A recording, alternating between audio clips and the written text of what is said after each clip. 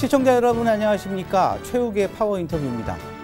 19번째 청주국제 단편영화제가 청주에서 막이 올랐습니다. 오늘 최욱의 파워 인터뷰에서는 영화 인질의 감독이면서 청주국제 단편영화제 심사위원장인 필감성 감독님을 모시고 다양한 이야기 나눠보겠습니다. 감독님 안녕하세요. 안녕하세요. 네. 자, 청주 처음이신가요? 작년에 이 청주에서 열렸던 그 충북 국제 그 무예 액션 영화제에 제가 참석한 적이 있거든요. 네, 그때 이제 인연을 맺게 되었습니다. 아, 그러시군요. 네, 네. 자, 먼저 시청자 여러분과 충북 도민들에게 인사 말씀 부탁드리겠습니다. 네. 네. 안녕하세요. 영화 인질을 연출한 영화감독 필감성입니다. 반갑습니다. 네. 청주국제 단편영화제가 지난 2009년이죠. 청주시 단편영화제로 출발해서 이제 굉장히 규모와 역사가 이제 커지고 있습니다. 아주 뭐 규모도 이제 굉장하고 아주 전 세계에서 아주 작품도 굉장히 좋은 작품들도 많이 와서 또 신인 감독들도 많이 배출하고 있는 걸로 알고 있는데 어떤 영화인지 영화제인지 소개를 한번 해주시죠. 예, 저희 그 청주국제 단편영화제는 이 이름에서도 알 수 있듯이 이 30분 미만의 단편영화들이 경쟁하는 국제 경쟁 단편영화제입니다. 네. 아까 말씀하셨듯이 저희가 이 계속 발전을 거듭해서 이 2020년부터는 이제 처음에는 청주시 단편영화제로 맞아요. 시작했다가 네. 지금 2020년부터 이 청주국제 단편영화제라는 이름을 사용하게 되었고요. 특히 올해 같은 경우는 전 세계 한 125개국에서 한 5,128편으로 제가 기억을 하는데 대단하네요. 예, 그 영화들을 초청을 해서 저희가 그 중에서 22개국에 60편을 엄선해서 상영하게 되었습니다. 예. 야, 이 코로나 상황에서 122개국에 5천여 편이 출품했다라는 거는 굉장한 거네요. 그렇습니다. 예. 자, 올해 영화제 슬로건이 눈부시게 그리고 더 새롭게입니다. 어떤 의미를 담고 있나요? 예, 그 영화제라면 사실 특히 국제 영화제 같은 경우는 이 전 세계 영화인들이 서로 영화를 통해서 이 소통하고 이 그런 교류하는 그런 축제이지 않습니까? 그렇죠. 네, 그래서 이 눈부시게 더 새롭게 같은 경우는 저희가 이번 코로나를 벗어나서 네. 정말 눈부신 이 단편 영화의 새로운 르네상스를 한번 맞이해보자라는 그런 기원을 담고 있는 슬로건이라고 볼 수 있습니다. 네, 국제 영화제 르네상스를 만들겠다. 아주 의미가 좋은 의미인 것 같습니다. 네. 이번 영화제 상영작이 이제 60여 편으로 엄선을 해서 이제 뽑았다고 하죠. 그렇습니다. 그리고 네. 아까 말씀드렸지만 세계 125개국에서 5천여 편의 영화가 출품됐고, 그러면 이제 개막작 그리고 폐막작 포함 추천작들은 어떤 작품이 있을까요? 예, 우선 개막작은요, 이 우크라이나의 그 운동화라는 작품, 그리고 스위스의 춤추는 남자라는 작품을 선정하였습니다. 네. 우선 운동화는 이 내용이 이 기숙학교에 네.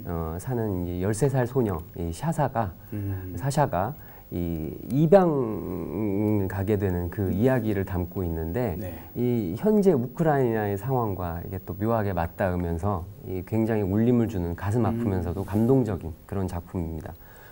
춤추는 남자 같은 경우는 또 다른 매력을 가지고 있는 작품인데요. 막 어떤 파티가 끝난 이후 어떤 남자가 파티에서 떠나지 않고 계속 혼자 이제 춤을 추는데, 예, 그래서 주변 친구들이 저 친구를 말려야 되나 어떻게 해야 되나라는 그런 갈등을 담은 굉장히 위트가 있고 예, 매력 있는 코믹한 그런 작품입니다. 네. 왜 혼자 춤을 추었을까요? 그건 또 영화를 또 보시면 예, 알겠습니다. 네, 확인이 가능하고 왜 추었는지 춤을 췄는지 한번. 폐막작 같은 경우는 이제 무연자라는 작품인데요. 네. 이거는 이제 영화제에 저희가 이제 네트워크 섹션이라는 게 있는데, 그 네트워크는 섹션은 이 청주를 연고지로 한 작품을 네. 이제 제작을 하는 그런 영화 제작자들 응원하자는 그런 취지를 담고 있는 그런 섹션입니다. 그 작품 중에서도 저희가 이제 작품도 물론 좋고, 특히 이 연출을 맡으신 황재필 감독님은 이 청주를 연고로 한 작품을 이제 꾸준히 잘 만들어 오신 분이기 때문에 예. 그래서 또 무연자라는 작품을 선정을 하게 되었습니다. 네. 네네네. 그 감독님은 이번 영화제에서 그 시네 파운데이션 심사위원장을 맡으셨는데 어떤 계기가 있을까요?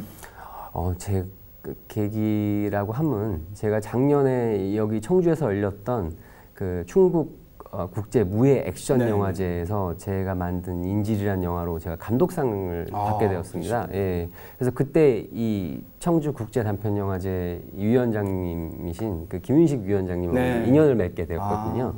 그래서 올해 감사하게도 불러주셔서 제가 또 작년에 청주에 너무 좋은 기억이 많아가지고 네. 아주 흔쾌히 이 영광스러운 자리에 오게 되었습니다.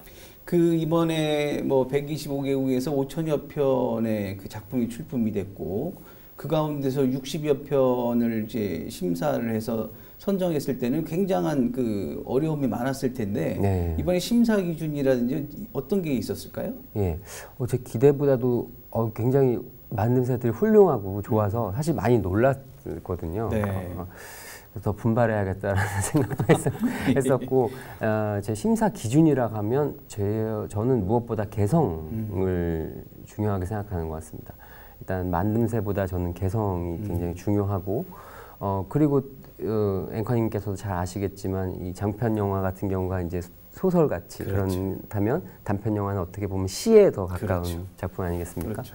그래서 이 짧은 시간 동안 정말 촌철살인의 그런 매력을 잘 보여줄 수 있는 그리고 연출가가 자기가 정한 어떤 주제를 뚝심 있게 짧은 시간에 잘 표현할 수 있는 그런 작품을 중점적으로 선정을 하였습니다. 네. 그 감독님을 그 연출부를 시작해서 2011년 단편 영화 어떤 약속, 그다음에 룸 211 등등해서 그 또 최근엔 상업 영화죠. 그 황정민 그 영화배우 주연인 그 인질까지 진출했습니다. 영화인으로서 그 단편 영화는 아주 중요한 출발점일 텐데 어떤 의미가 있을까요? 네, 좋은 말씀인데요. 그렇습니다. 저 역시 이제 단편 영화로 또 출발을 했고 또 하지만 지금도 또 어떻게 돌아가고 싶은 또 마음의 고향 같은 곳이기도 하거든요. 최근에도 사실은 박찬욱 감독님께서도 단편 영화를 또 일창춘몽이라는 그렇죠. 단편 영화 연출하지 않으셨습니까? 단편 영화의 매력이라고 하면 그 정말 연출자가 어떤 상업적인 제약 없이 자신의 상상력을 그런 것 마음껏 정말 발휘할 수 있는 또 그런 장 아니겠습니까? 네. 그래서 저도 좀 이렇게 막히거나 좀 힘들거나 이럴 때는 항상 또 단편 영화를 또 만들고 싶은 그런 생각이 있거든요. 그래서 그렇습니다. 지금도 다시 돌아가서 단편 영화를 언젠가 좋은 기회가 된다면 또 연출하고 싶습니다. 사실 우리 이제 대한민국의 영화는 이제 세계적인 영화로 이미 자리매김돼 있고, 네, 그렇습니다. 또 우리 그 훌륭한 감독들이 사실 단편 영화에서 많이 배출이 되지 않습니까? 네, 그렇습니다. 그 뭐 지난해 그 국제영화제 청주국제영화제에서도 봉준호 감독 그 자제가 또 뭐 출품을 한 적도 있고 그렇다 보면 이 어떻게 보면 정부나 문화관광부나 이쪽에서 우리 단편영화제 같은데 관심을 많이 두고 또 지원을 좀 많이 해야 된다고 생각하는데 어떻게 생각하시나요? 네, 정말 좋은 말씀이시고요. 말씀하셨던 것처럼 정말 지금 세계적으로 저희 한국 영화를 알리신 감독님들께서 대단하죠. 사실 지금까지도 저희가 회자되는 그런 좋은 단편 영화들을 많이 만드신 분들이거든요. 네. 그래서 정말 이 지금의 어떤 성과만 보고 평가할 것이 아니라 정말 길게 넓게 봐서 이 단편 영화제라든지 이런 좋은 청주 국제 단편 영화제 같은 영화제에 많은 관심과 지원을 가져다 주신다면 앞으로 지금보다도 훨씬 더 이 한국 영화가 세계적인 또 주목을 탄탄하게 받을 수 있지 않을까라는 그런 생각이 있습니다. 네, 알겠습니다. 네. 자, 이번에는 우리 감독님 근황에 대해서 한번 이야기 나눠볼게요. 제가 감독님 그 인질 영화를 한 10번 이상 봤습니다. 예. 저보다도 많이. 네. 그 전에 이게 이제 중국 영화 미스터 쉐이빙 우죠? 세이빙 미스터. 세이빙 미스터. 그 영화를 제가 먼저 우연히 보게 됐어요. 그리고 이제 이번 그 감독님의 인질이라는 영화는 황정민의 어떤 그 우리나라 최고의 배우인 황정민이 출연한다고 해서 같이 보게 됐는데 네. 보다 보니까 내용이 흡사해서 제가 찾아봤죠. 그러셨구나. 예. 그래서 이제 나중에는 제가 또 비교하면서 보게 됐습니다. 근데 감독님이 계셔서 제가 뭐 이런 얘기를 하는 게 아니라 제 생각에는 한 뭐 50배 이상 감독님의 인질이 훨씬 뛰어난 작품이 아닌가. 아유, 감사합니다. 제가 이제 감히 말씀을 드리고 싶은데요. 인질 이제 감독님 인질이 입봉작인 걸로 저는 알고 있는데 네네네. 사실 이제 황정민 같이 이런 그 우리나라 배우를 섭외하기가 쉽지 않았을 텐데 그렇죠? 네. 그 인질이란 그 작품을 하게 된 이유가 무엇이고 또 이런 영화를 만들면서 에피소드가 있었나요? 아까 말씀하신 그 세이빙 미스터 우라는 영화도 이제 실화 소재로 한 그렇죠. 영화인데 실화죠. 제가 사실은 그 실화에 관련된 다큐멘터리를 먼저 접하고 이 내용이 너무 재밌어가지고 이 영화를 만들기로 한국에서 저런 소재를 가지고 만들어 보면 재밌지 않을까라는 생각에서 이제 출발한 이야기거든요. 예. 그렇기 때문에 그런 아무래도 같은 소재에서 출발한 영화다 보니 말씀하신 그런 흡사한 부분들이 분명히 있을 것이고 운이 좋았죠. 저는 그런 정말 너무 감사하게 생각한 거죠. 다행히 제가 사실은 시나리오 쓸 때부터도 황정민 배우님을 이제 염두에 두고 이제 썼거든요. 근데 이제 황 배우님께서 뭐 보시고 이게 뭐야라고 어떻게 하나라고 이제 긴장도 하고 걱정도 했었는데 그래도 흔쾌히 너무 좋아해 주셔서 너무 기뻤습니다. 예, 뭐 촬영은 이제 뭐 힘들었지만 뭐 그래도 코로나임에도 불구하고 많은 관객분들이 사랑해 주셔서 정말 감사하게 생각하고 있습니다. 그 영화 인지를 보면서 제가 이제 또 느꼈던 게 뭐냐면 그 신인 배우들의 연기력이 굉장하더라고요. 저 신인 배우들이 앞으로 우리나라 영화계를 좀 이끌어갈 만할 정도가 되겠다라는 생각을 할 정도로 탄탄한 연기력을 갖고 있는데 신인 배우들은 어떻게 뽑으셨나요? 예, 이 영화는 이 황정민 배우님께서 황정민 실명으로 본인의 어떤 이름으로 출연하지 않습니까? 그렇죠. 그래서 황정민 배우님 말고는 다른 분이 유명한 사람이 나오면 안 되는 그런 구조였거든요.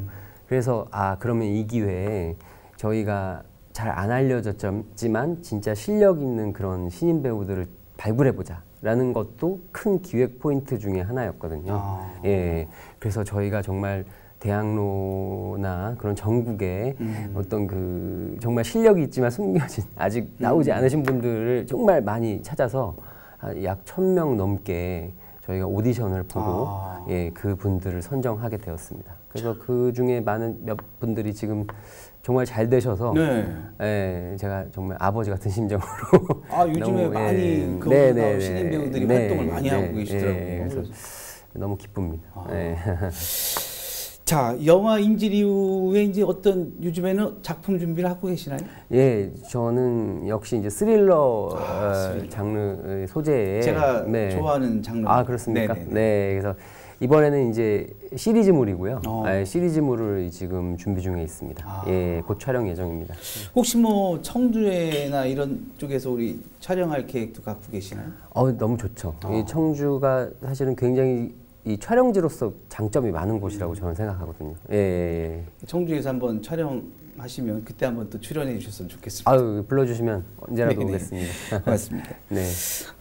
인지를 통해서 이제 스릴러 작품으로 깊이 각인이 됐는데 감독님이 뭐 또 도전해 보고 싶은 분야가 또 있을까요? 스릴러는 사실 제가 굉장히 제일 좋아하는 장르 중에 하나이지만 또 영화는 이제 이 영상으로 어떻게 보면 이야기를 하는 사람 아닙니까? 그래서 정말 좋은 이야기가 있다면 진짜 장르를 가리지 않고 언제라도 또 새롭게 도전해보고 싶은 생각이 있습니다. 그렇군요. 최근에 우리나라 영화가 뭐 칸느 영화제에서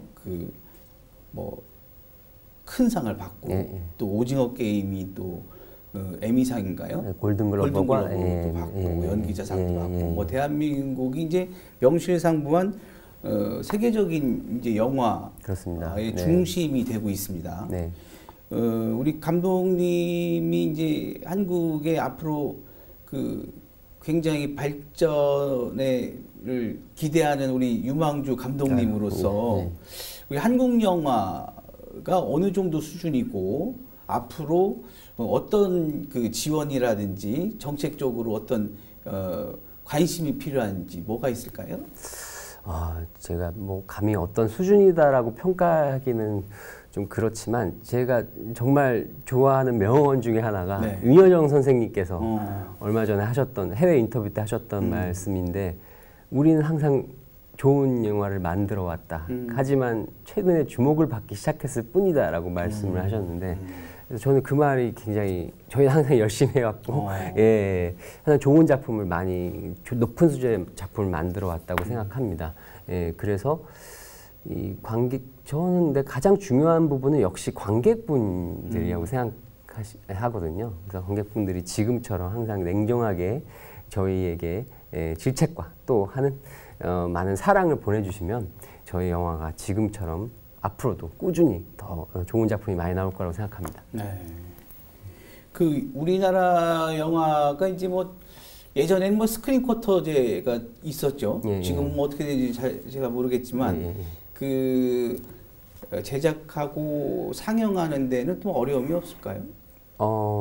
어려움이라면 어떤 예를 들어서 뭐 예전에는 스크린 쿼터제 때문에 뭐 외국 영화를 주로 많이 본다든지 뭐 이런 게 있었지 않습니까? 그렇습니다. 이게 제가 영화를 시작한 지가 사실 지금 20년이 지난 것 같은데 항상 매년 위기, 한국 영화 위기다라고 그런 이야기를 항상 들었던 것 같지만 또 저희가 슬기롭게 지혜롭게 그걸 또 항상 높은 파도가 오면 또 넘고 더 높은 게 오면 또 넘고 그런 식으로 정말 한국 영화가 지금까지 이 눈부신 그런 발전을 이루었지 않습니까? 그래서 저희는 뭐 위원 지금 코로나로 사실은 이렇게 저희가 쉬운 상황은 아니었지만 또 이것을 위기를 기회로 삼아서 영화인들이 더 좋은 그런 기회를 더 만들어 나갈 것이라고 생각합니다. 네. 네. 그 코로나가 어떻게 보면 이제 앞으로는 그 감기처럼 이런 뭐 그 생활형 뭐 바이러스 뭐 이런 식의 어떤 인식이 점차 되는 것 같아요. 그렇습니다. 네. 그러다 보면 어떤 영화계에서 미치는 영향이 적지 않을 텐데 그걸 계기로 해서 OTT 시장이 굉장히 광범위하게 활성화되고 있습니다. 그래서 뭐 이제 많은 영화인들이 OTT 시장 쪽으로도 이제 눈을 많이 돌리고 있는데 또 피드백도 좋고 이런 현상에 대해서는 어떻게 생각을 하시는지 그리고 앞으로 영화 코로나 상황에서 그 예전에 그 코로나 전에 굉장히 활성화됐던 영화 상황이 좋아질 수 있겠는지 한번 생각해 보시죠. 좋은 질문이신데요. 사실은 저는 개인적으로 좀 긍정적으로 평가하는 면도 있습니다. 물론 이제 영화 산업적으로는 그전과 비교하면은 물론 이제 다른 점들이 분명히 있겠지만 어떤 창작자 입장으로서는 이 OTT의 활성화라든지 이런 부분이 좀 더 다양한 이야기, 포맷의 이야기에 도전해 볼 수 있다는 점에서는 이제 큰 매력적인 요소고요.